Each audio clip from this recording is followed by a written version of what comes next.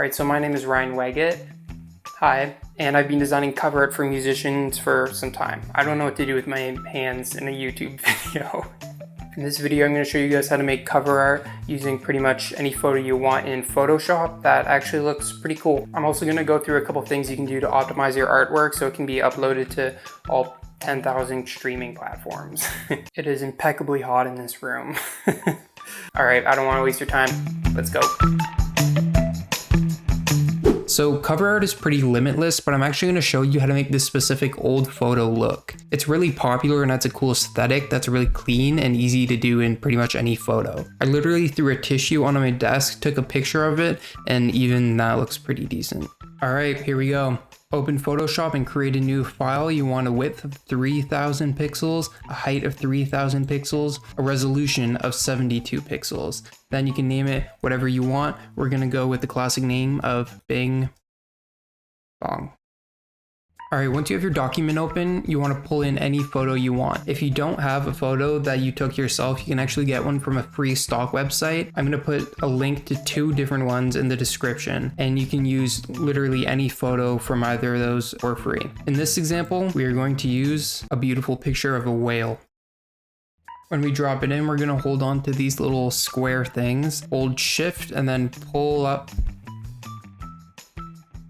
until the picture fills out the entire canvas. And in this case, I'm actually going to move it up a little bit more. Get them right in the corner. Oh, look at that. This could be an album cover already, honestly. All right, now you want to come down here to the bottom right and add an exposure adjustment layer. In the layers panel, make sure that exposure adjustment layer is above the image. Not down here, up here. You want to come to the offset and bring it up just a smidge. It's going to look a little foggy, that's okay. And then bring up the gamma correction a little as well. And you want to just play with those until you get almost like a Polaroid look. Kind of like that. Your gamma correction should definitely be larger than your offset value. All right, now you want to come to a website called texturelabs.org. I'll put a link to that in the description as well. And then you want to scroll down and on the left click grunge. Now you want to go through these and look for one of these black textures, and you're kind of looking for a scratched up old photo look. I'm gonna go with this one and download the largest version. All right, you wanna drag the texture you just downloaded onto your canvas, and then once again, pull up these little squares around here so it covers the entire canvas. Now you wanna come over here, make sure the layer is selected.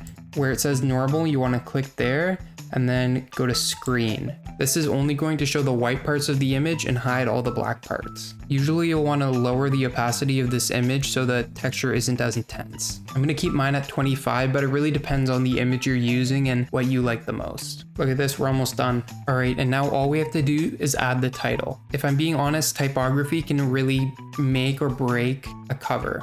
So if you want to play it safe, maybe just think about it, maybe just don't put text on it at all. But if you have to, I'm going to show you a very safe alternative. Press T, hold and drag to create a text box, and then you want to write the title of your project. Beautiful. So I think the safe route would be pick a font like Times New Roman, increase the tracking to around 1340, and don't make the title too big. It doesn't need to take up a huge amount of space. And then you can honestly just put it anywhere. We're gonna put it right here, and then just lower the opacity. Let's do 70%. Beautiful. All right, just to prove to you that this works on any kind of picture, I put it on a car, a bug, a dog, a walrus. I even screenshotted a frame from this video and even that works. That's it, we're done. Guys, if you made it this far into my first video, I honestly appreciate the heck out of you. Since I'm just starting out, literally every view, like, comment, subscriber is a really huge deal to me. Trust me, I'm gonna be staring at the view count on this video for weeks. Anyway, let me know if there's anything you think I can do to improve my video making skills, and that's pretty much it. Thanks. I don't know why I did that. That was weird. I thought I won't do that anymore.